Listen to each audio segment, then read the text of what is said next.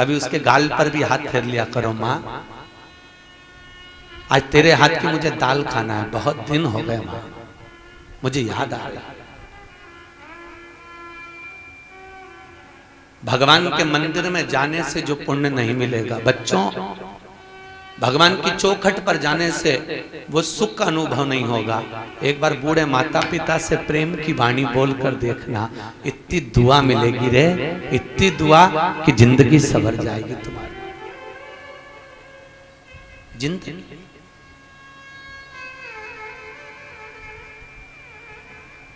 एक व्यक्ति का संवाद कमरे में, मेरे कमरे में मैं व्यक्ति से मिल रहा था, हमारे सत्यनारायण जी की आंख में आंसू आ गए। ये औरंगाबाद से पहली बार हमारी कथा में आए, बार आए हो, मन 7 दिन के लिए बाहर निकल के बहल जाएगा साहब, आप में हमारे साथ में रहेंगे। और महाराजों की तरह मैं अंदर नहीं रहता, भोजन कराने के लिए आपके बीच में आ जाता हूँ, आपके बीच में भजन में बैठ जाता हूँ। व्यास पाठी कमरे से नहीं निकलता, मैं आपके बीच में इसलिए रहना चाहता हूं कि मैं आपका पुत्र हूं, कहीं बेटे की कमी ना खले, आपके साथ रहना पसंद करूंगा सर। लोग अपना कमरा नहीं छोड़ते, हम आपको नहीं छोड़ना चाहते। खूब अपनी जिंदगी को जियो। इस व्यासपीठ की दक्षिणा यही है, मेरे बच्चों से, मेरी बहुओं से। माता पिता कितने भी पक्षपाती हो, माता पिता कितने भी कपटी हो, कई कहते हैं हमारे माँ बाप कपट करते हैं, छोटे को प्रेम करते, बड़े को नहीं करते, बड़े को करते, मंझले को नहीं करते। तुम्हारे माता पिता कितने भी कपटी हो, कितने भी छली हो, कितने भी प्रपंची हो, फिर भी माँ ने अपने बच्चों को बराबर का दूध पिलाया है साहब। उस दूध का फर्ज अदा जरूर करना, अपने माता पिता का सम्मान जरूर करना। धन नहीं चाहिए, प्रेम दीजिए साहब, बहुत प्रेम दो। वो रिटायरमेंट के बाद भी काम करना पसंद करता है, घर में रहना नहीं। क्यों? क्योंकि उसको अच्छा नहीं लगता। रिटायरमेंट के बाद भी वो सोचता है कि मैं कहीं वर्क कर लूं, मैं काम कर लूं। घर में रहता हूं ना, चिड़चिड़ देखकर, गुस्सा देखकर, बेटा आएगा पांव तोड़ेगा, कहीं कुछ करेगा, बहू आएगी तो सही से बोल नहीं पाती है। रिटायरमेंट के बाद भी वो अपनी पत्नी कहती है अब तो रिटायर हो गया, चलो मेरे साथ। नहीं, मैं थोड़ा काम कर लूं। और बहुत संजोइए साहब, मिलते नहीं दोबारा रे,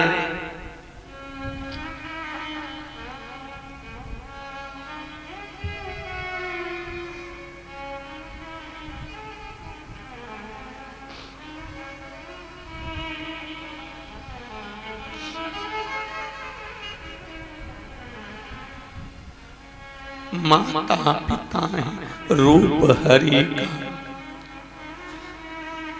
भव से पार करने का एक तरीका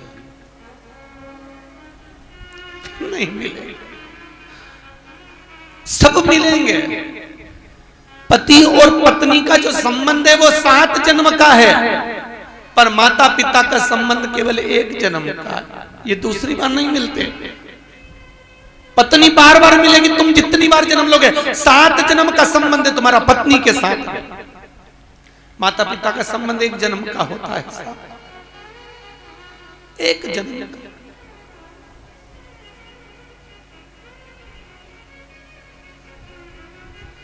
मुंबई में एक मां से मिले, 82 साल की थी, उसके हाथ में यहां पर घाव हो रहे थे। चोली को नीचे दिखाकर कहा गुरुजी आज मेरे बेटे ने खूब मारा।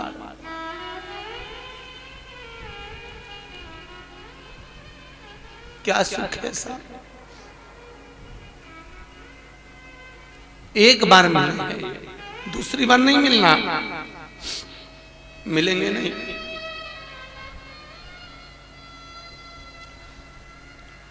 बहुत कथाकार हैं, वो बस केवल एक ही बात कहते हैं, कमाई का स्रोत बनाओ। हम आपसे एक ही बात कहते हैं, माता पिता की सेवा करें। एक घर, एक परिवार भी अगर सुधर गया, मेरी पोथी की दक्षिणा पूर्ण हो जाएगी। यहाँ हरडिया जी आप मुझे लेकर आए कथा करने के लिए, कोई दक्षिणा आपसे लिए है? नहटोर वाले कथा करा रहे हैं, उनसे पूछो कोई दक्षिणा उनसे ली है? 1014 नंबर की कथा चल रही, किसी से आज तक दक्षिणा नहीं मांगी गई है।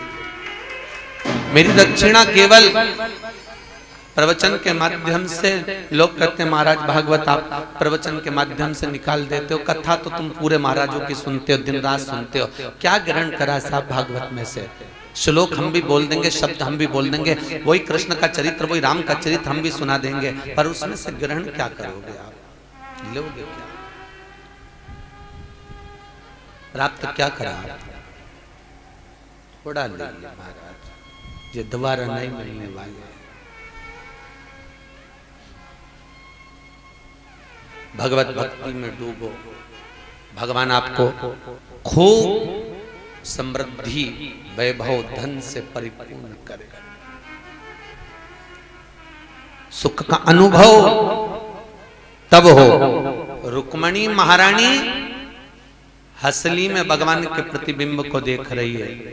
विश्वास दृढ़ होना चाहिए, भरोसा प्रखर होना चाहिए।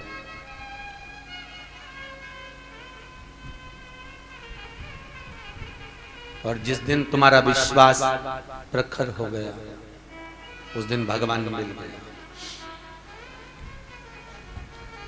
उस दिन परमात्मा मिलेगा, फिर देरी नहीं होगी।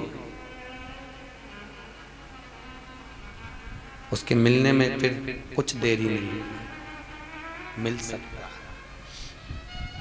रुक्मणी को भगवान ले गए, रुक्मा बाहु की 5 चोटी कर दी। 5 चोटी कर इसलिए छोड़ा क्योंकि तुम पंचम इंद्रियों में डूबे हुए, भोग और विलास में डूबे हुए हो, काम वासना में डूबे हुए हो, तृष्णा और लोभ में डूबे हुए हो। इससे परिक्त हो, जब इससे निकलोगे तब भगवान मिल सकता है। निकले, रुक्मणी जी द्वारका में पहुंची। सुंदर रुक्मणी जी का मंगल विवाह द्वारकापुरी में हुआ। द्वारका के राजा भगवान कृष्ण रुक्मणी के साथ में विराजमान हुए। सत्यजीत ने भगवान पर चोरी का इल्जाम लगाया। भगवान मणि ढूंढने के लिए गए। जामंत की कन्या जामंती के साथ भगवान का विवाह हुआ। मणि लाकर सत्यजीत को दी। सत्यजीत ने वो मणि भगवान को दी। सत्यभामा का विवाह भगवान कृष्ण के साथ कर दिया।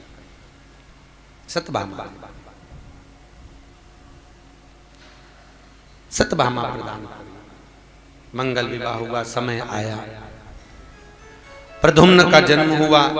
सम्रासुर ने उसको समुद्र में फेंका। मछली ने निगला, काटा, बालक निकला। सम्रासुर के यहाँ पर प्रद्युम्न जो कामदेव है, इनकी पत्नी रति महामाया भोजन बनाने का काम करती थी।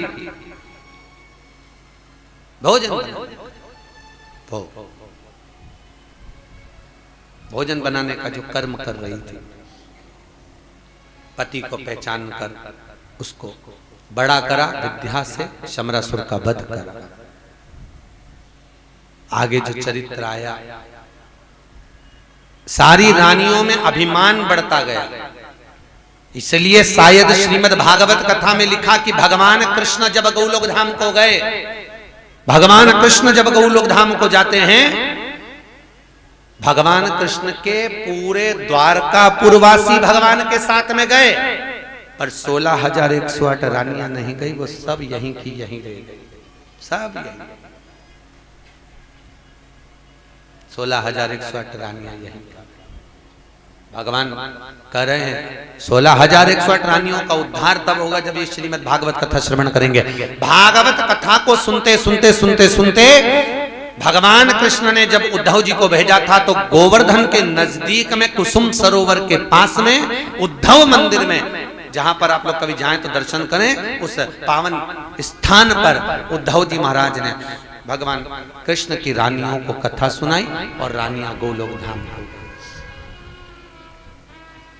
कथा का रसपान, सुख महाराज। आगे वर्णन आया, जरासंध को ललकारा भीम और अर्जुन। जरासंध, दुर्योधन और भीम, ये मल्लाह युद्ध के प्रखर योद्धा हैं। बोलो राधे। प्रखर योद्धा हैं मल्लाह युद्ध के। जरासंध, दुर्योधन और भीम, मल्लाह युद्ध के प्रखर योद्धा, प्रबल योद्धा।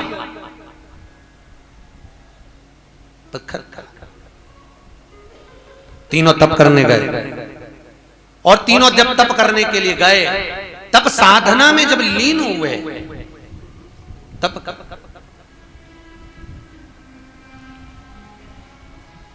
इतने में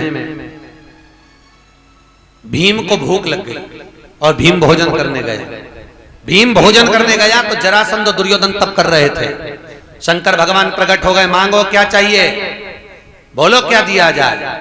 जरासंध और दुर्योधन ने कहा, हमको 10-10 हजार हाथियों का बल प्रदान कर दो। दोनों को तथास्तु कह दिया भगवान ने।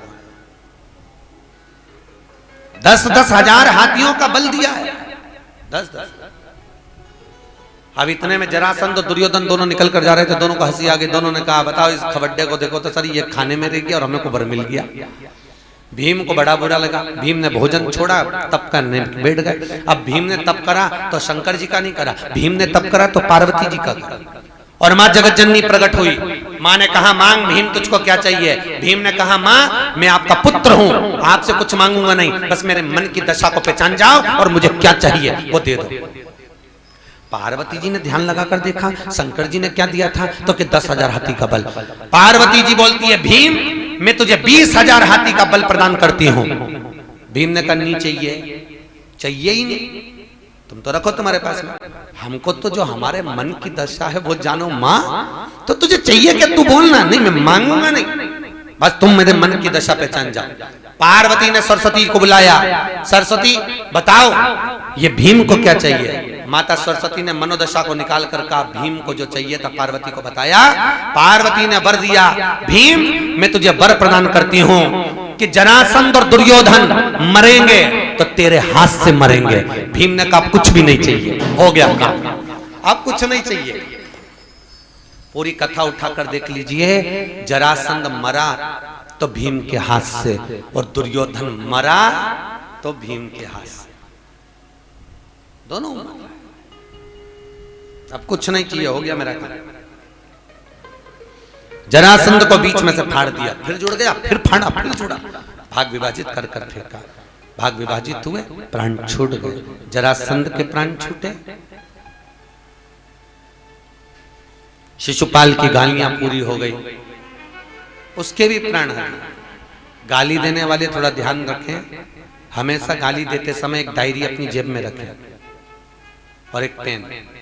जितनी गाली बकते जाओ उतनी लिखते जाओ। आज हमने ये वाली बकी,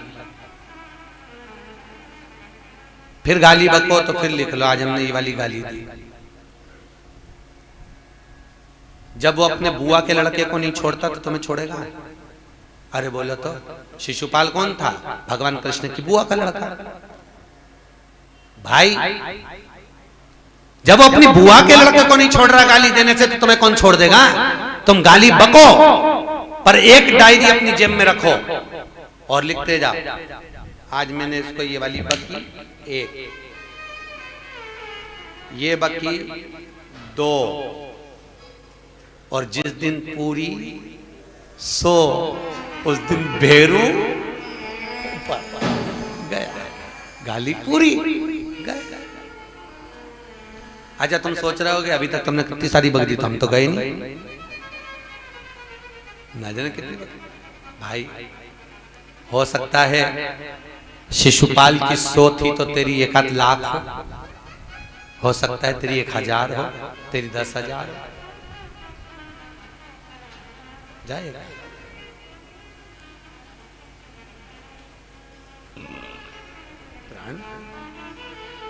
शिशुपाल गालियां बकता रहा, उसके प्राणों को हर लिया। भगवान कृष्ण के मित्र है सुदामा। गरीब है कि अमीर, बोलो जम के, अमीर। सुदामा गरीब नहीं है। कोई कथाकार अगर कोई कथा में कहे कि सुदामा गरीब था, तो पहले पूछ लेना सुदामा गरीब कब था। भागवत कहती है जिसके पास राम और कृष्ण नाम की दौलत होती है वह दुनिया में कभी गरीब नहीं हो सकता। करोड़ों में खेलता है।